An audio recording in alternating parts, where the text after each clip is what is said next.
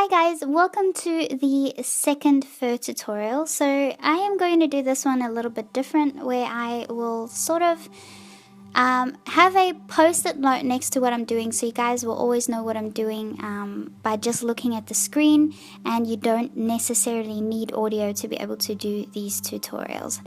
So starting off with the curly grey hair tutorial, I am just using a graphite pencil on the back of my black and white print, and I am lightly doing a whole layer of graphite just to start indicating the darker areas of the curl. So as we get to that, I will explain it a little bit better.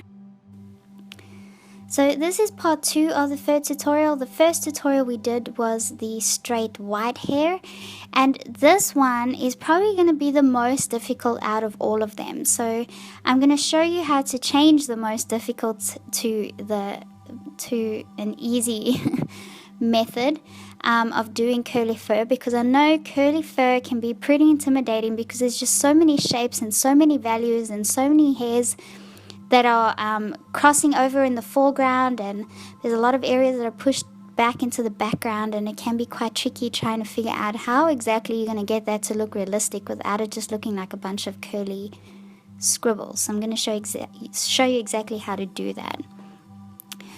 So with the graphite, this is just so that we can identify shapes and the darkest values of the drawing. So we sort of just gonna when we turn this around and start pushing onto the drawing paper, we are just gonna add the darkest values and then sort of outline the curly shapes.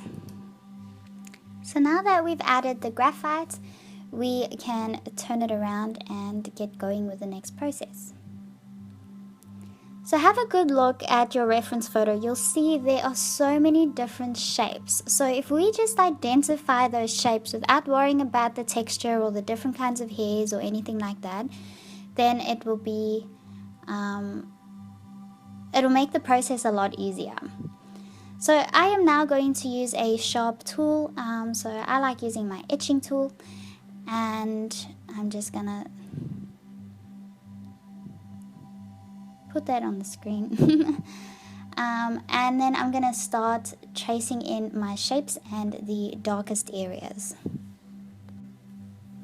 So the only reason I'm not too fussed about the graphite is because these areas are going to be covered with black pencil anyway. So those really dark shadows that may push the graphite too deeply into your paper because you're scratching it quite hard, so the graphite doesn't erase as easily, that's okay, because we're still going to be putting the dark pencil over those areas.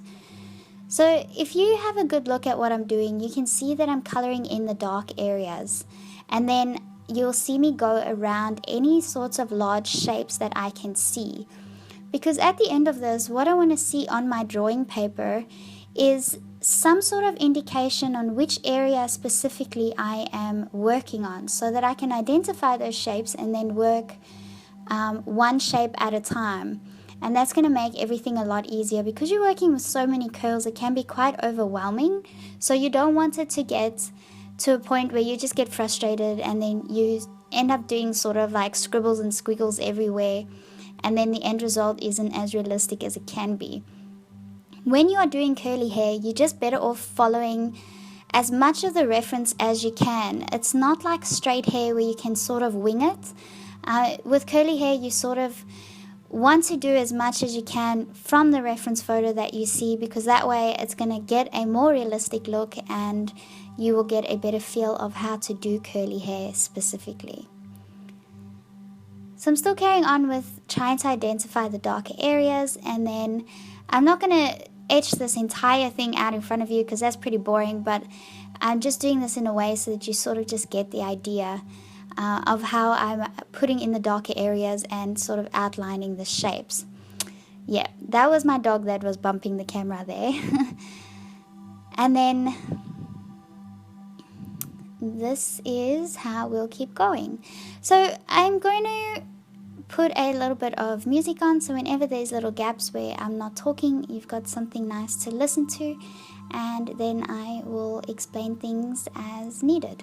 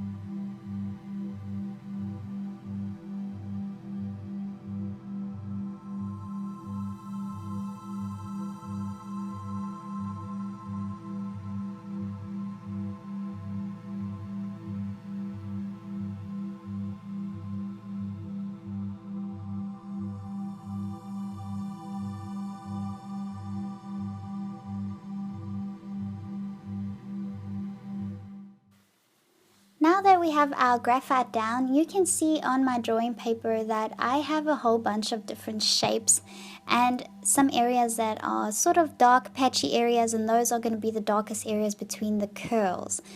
So now that I have the dark areas down, I want to get the texture down on my drawing paper. So I'm using my etching tool, and I'm going to follow my reference photo and start scratching in those textures and focus on each shape at a time. So just by having these shapes outlined in this way from the graphite is going to make it easier for me to scratch in the right sorts of hairs and textures into each shape, and then just follow them as I go. And then that way I don't feel like I'm all over the place and I'm not quite sure which area I'm working on and if I'm going in the right sort of direction. This is just going to be a very good guide to keep you on track with each area that you're working on individually. So I'm working on the top left curl, and I am trying to keep the hairs that are clumped together going in the right direction. And then towards the end is when I'll start scratching in those random sorts of hairs that are in the foreground that sort of overlap everything. So don't worry about that at the moment. Right now, the only hairs that you want to scratch in is those that are forming these different curls and shapes.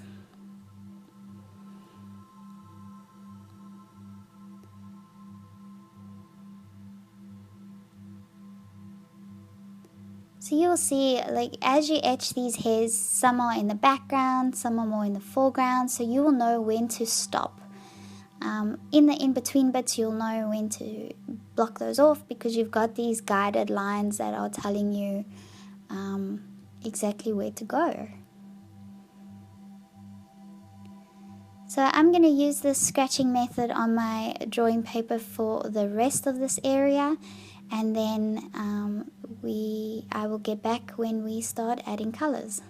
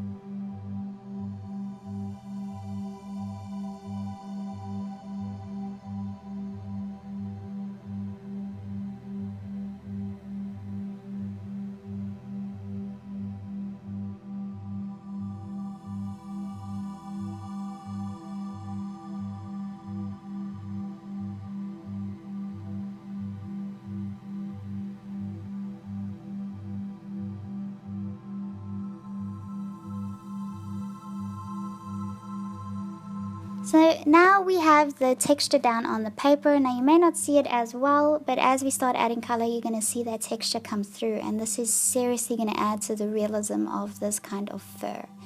So using my Faber-Castell Polychromos Black number 199, I am now going to follow my reference photo and add in the darkest values between the curls. So anything that's sort of in the background areas. So just focusing on my reference and then doing a great easy indication of the darkest areas between each curl. As I do this, you will see the texture coming through. Because the pencil isn't going into your scratches, it's going to make it look hairy and curly and fluffy, and that is exactly what we want.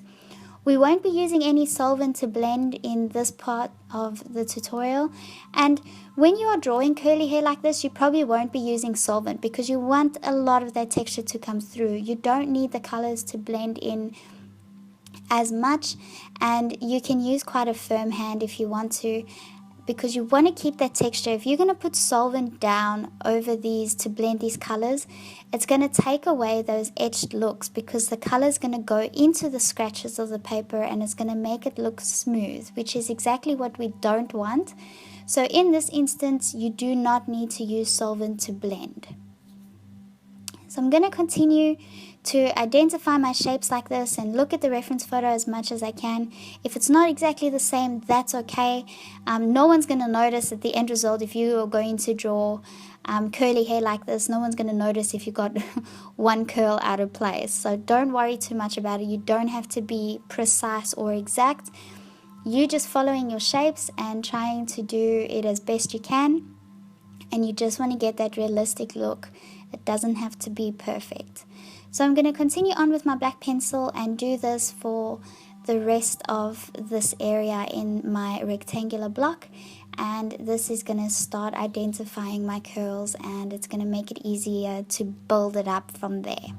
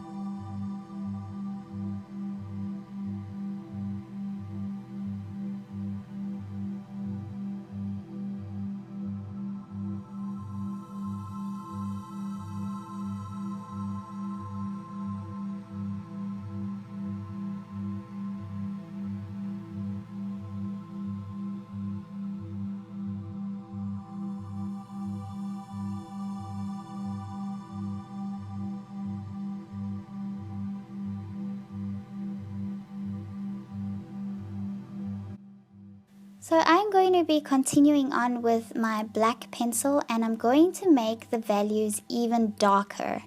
So I want to go and pretty much go over the areas that I just did in the black pencil, but only focusing on those that are seriously black, so the really, really dark areas, and then I'm going to use a firmer hand and push that black into it. I don't want to push that hard that it takes my etch lines away, but I still want to push hard enough for it to look more black than grey and to take away that sort of crayon look. So I want to indicate that this is the darkest area and it's going to be pushed towards the background. This is very important as it's going to add depth to your drawing. And it also helps identify shapes, and then we don't have to go much darker later. So have a look at your reference. It's quite obvious to see which areas are really, really black. So don't be shy, add that black, and then we'll worry about more of the colors later on.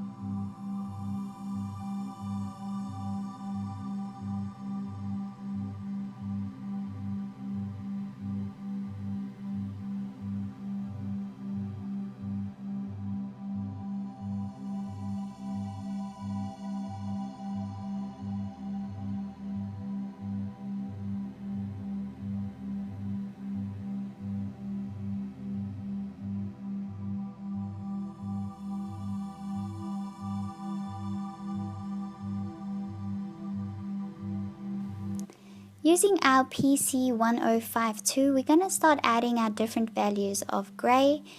Now I am just looking at areas that are still quite dark, and now I'm going to follow the curls with this color. So focusing on my reference photo, I want to start adding more definition and color to my curls. So one thing to notice now, even looking at the drawing as is, it's easy to see the curls now. You know which areas and shapes to work with, and now it's just a matter of adding color. You already have the texture in your paper, so you don't have to worry about the texture. All you have to do now is literally add the different colors that you see and start building up that realism in the curly fur. So try not to go overboard with the same colors. You want to mix the colors about and just take note of your reference so that you know sort of where to add the darker values of gray and where to add the lighter values, and then build it up that way, but still try and follow the shape that you're working on. So just keep following the curls along, if I can put it that way. So I'm going to keep using this color and sort of just add these grays, and then I'll keep doing this and come back soon.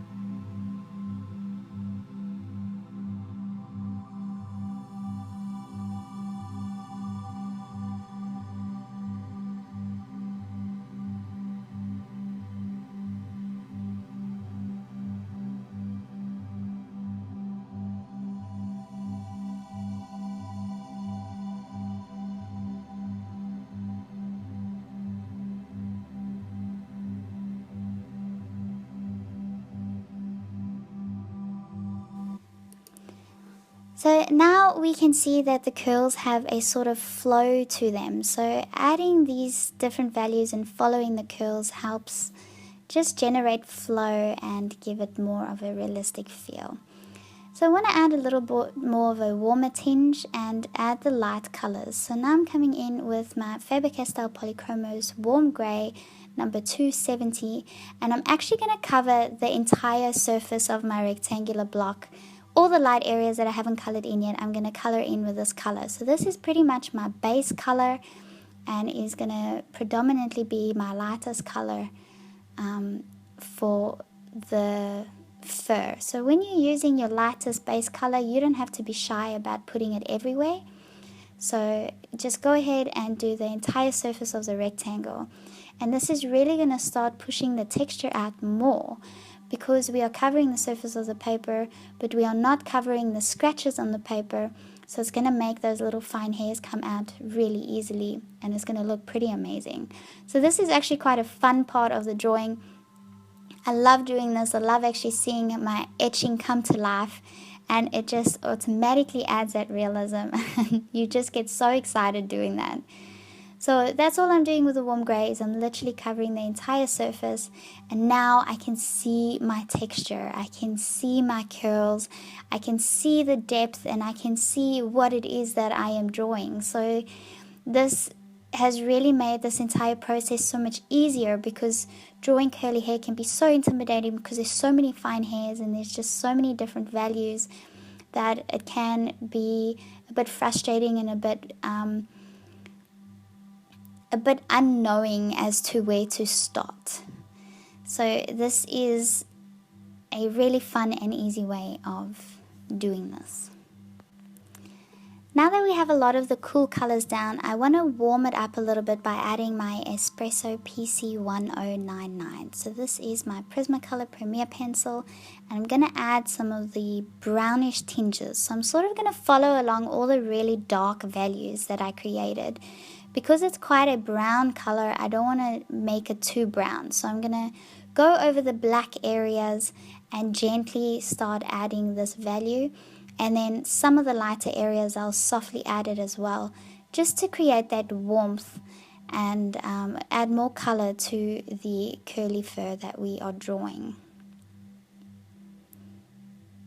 So just follow around the darkest areas. Make sure you take note of your reference photo, because you don't want to go over the really light areas, because once you make an area too dark, it's very difficult to make it lighter. So just keep following along the darker areas, and you'll see that the brown will start coming through in some areas anyway. So this is good, doing this on top of the black, because it makes the black look less flat, and it's adding more depth and more realism to your curly fur.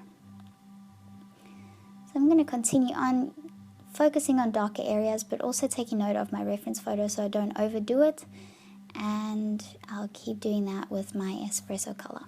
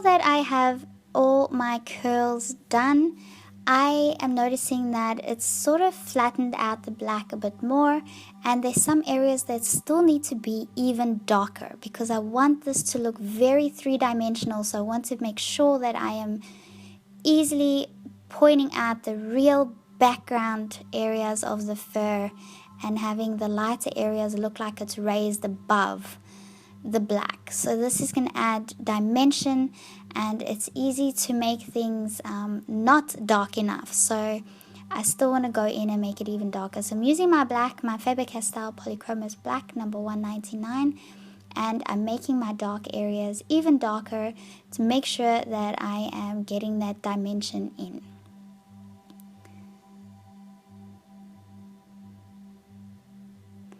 So keep going in between those areas, and this is just really going to add more depth to the drawing. So I'm going to continue on like this and just make sure that those dark background areas are as dark as they should be, and then I will start adding more color to the other areas.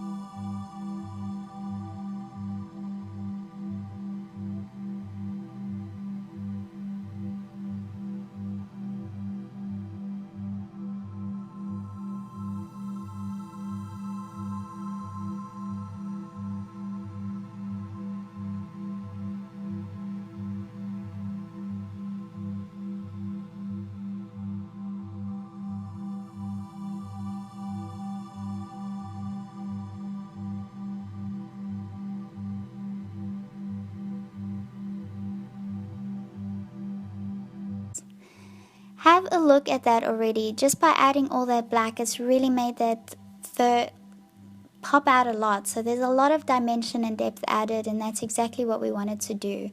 By adding that black and making it really, really dark, it is showing that there is a lot going on in the background of the fur and a lot going on in the foreground being much lighter than the background, and it's just adding shape and dimension. So next up, we want to add some more color and variation to make it even more realistic, because right now it kind of almost looks like a black and white drawing, which is not what we want. So using my 10% Cool Grey PC1059, this is a Prismacolor pencil, I am going to now fill in all the lightest areas of the curl. So focusing on the light areas, I am going to go over them with this color and just continue sort of bringing out the lighter areas this way, almost using it as a highlight, even though we'll still come in with our white later on and sort of try and highlight it even more. But this is also going to add more color because this has got a bluish tinge to it, and even though it kind of just looks grey, it is adding more color to your drawing. So the end result will end up showing you how these subtle differences actually make a big difference in adding to the realism of your drawing. I know that I sound quite repetitive in a lot of the things I say, but it is a repetitive process. In every drawing you're going to use the same technique, so I'll keep repeating those techniques and just emphasizing it, and then the more it will just become natural to you as you go. So me being repetitive will make sense to you, but also doing tutorials in this way where you can see on the screen what I'm doing or which color I'm using. You can mute me if you wish and just follow the tutorial that you see on the screen. So paying attention to my reference photo, there's actually some green areas in the fur. So I'm using my Moss Green PC1097 and adding a little bit of this green tinge on the areas that need it according to my reference photo. So you'll know exactly what I mean. The minute I tell you that there's a bit of green, you will be able to identify where that green is. So a lot of the times it's easy to look past that because you're like, no, I'm drawing grey fur, there shouldn't be any green in there. But have a good close look at your reference photo and you'll notice that there is green in there. There's not a lot, and that's why the video jumped there, but there's tiny tinges of green, and that is very important to put in there because that's definitely going to add to the realism of your drawing. Now I'm coming in with my Faber-Castell, my Prismacolor White PC938, and I am almost burnishing. I'm pressing quite firmly, but you don't really have to, because the firmer you press, the more you're going to push into the indents or the scratches of the paper, and then you sort of lose that texture. So don't press too firmly, just watch that you're not losing that texture. Now I'm using this white pencil to go over the highlighted areas on the different curls. So again, pay attention to your reference photo and just use this white on the highlighted areas of each curl.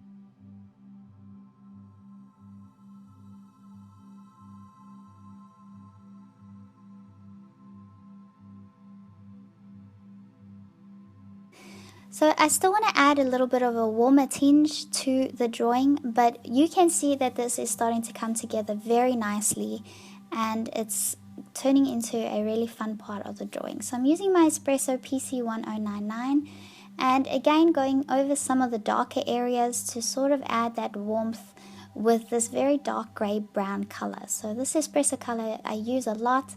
This is probably one pencil that I've replaced almost as much as I've replaced my white Prismacolor pencil. So it's a color I use all the time. It's in everything.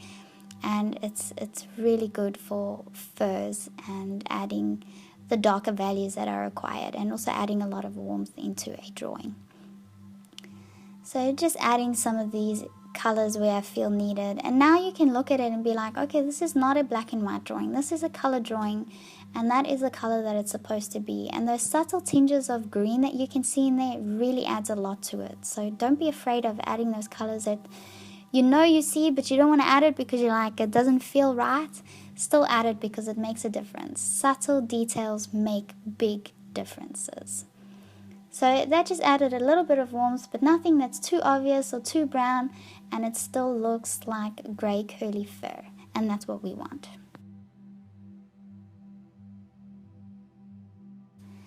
So now, as a final touch, I want to add some of those random hairs that are sort of in the foreground, that overlap the curls and are very much random. Another thing I want to do is I want to add more highlights to some of the curls, because I didn't leave it white enough and the white pencil isn't able to make it white enough. I'm going to use my Jelly Roll pen to do this for me.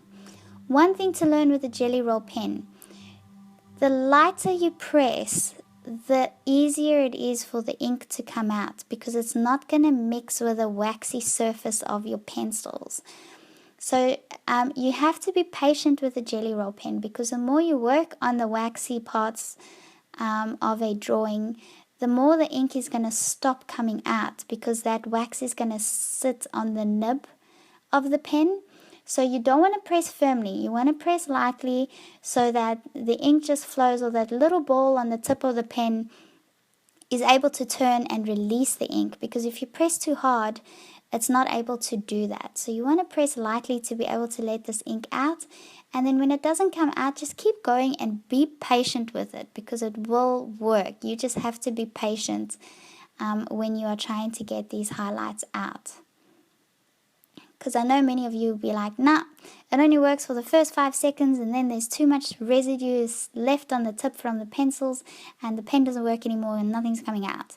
So the key is to press very lightly so that the little ball on the tip can roll and the ink can flow out, and to be patient, because the more you do it, the more you'll feel when is the right time, or when the ink is coming out, and it will just make a very good difference. So all I'm doing now, I haven't done any of the random little hairs yet. I'm still focusing on the curls that have a lot of highlight, and I'm just going to keep working with it that way. So you'll see that there's some times where no ink is coming out of my pen because I've been pressing too hard. So I sort of just go off a blank piece of paper on the side and try and rub off any excess pencil that I have left on the pen, so that it can free up the nib to let the ink flow out again. So now I'm going to start adding some random hairs and sort of just go along with the curls, but almost create little scribbles as well. Later you'll see I'm just sort of creating little scribbles, and that's just going to add to the texture of the hairs that are sort of in the foreground, that's going all over the place in front of the curls, and it's going to make it look really, really good, and it just adds a very good finishing touch. If you guys do an entire dog that has curly hair like this, and you do it in this method, it's going to look absolutely incredible. It's going to look amazing. It's going to look so real, and everyone's going to be like, holy moly, how did you get it to look this real? And this is just the easiest way for me to show you how to do that. And it's going to be, it is going to be time consuming. You have to be more patient with this kind of fur than you are with all other types of fur, because there's a lot of value and there's a lot of things to focus on. And with this, you want to focus or concentrate on the shapes that you're actually seeing more than other types of fur, because other types of fur you can be pretty much just wing it out of your head, but sort of go with the flow, and it will still look realistic. But with this, it's easier to make it look realistic if you actually follow the shapes, which means it's going to be more time consuming, but it's very rewarding in the end. If you can get to draw this fur realistically and show it to other people, they're going to be in awe of your skills. So I'm just going to continue on like that with the Jelly Roll pen, and then that is going to be it for this part of the tutorial. So I really hope that you guys enjoyed this, and I hope that you guys are happy with this sort of layout. Enjoy the music, enjoy the tutorial, and remember to show me what you're up to because I want to see how you guys go. And thank you guys so much for watching, and I will see you guys in the next tutorial. Bye!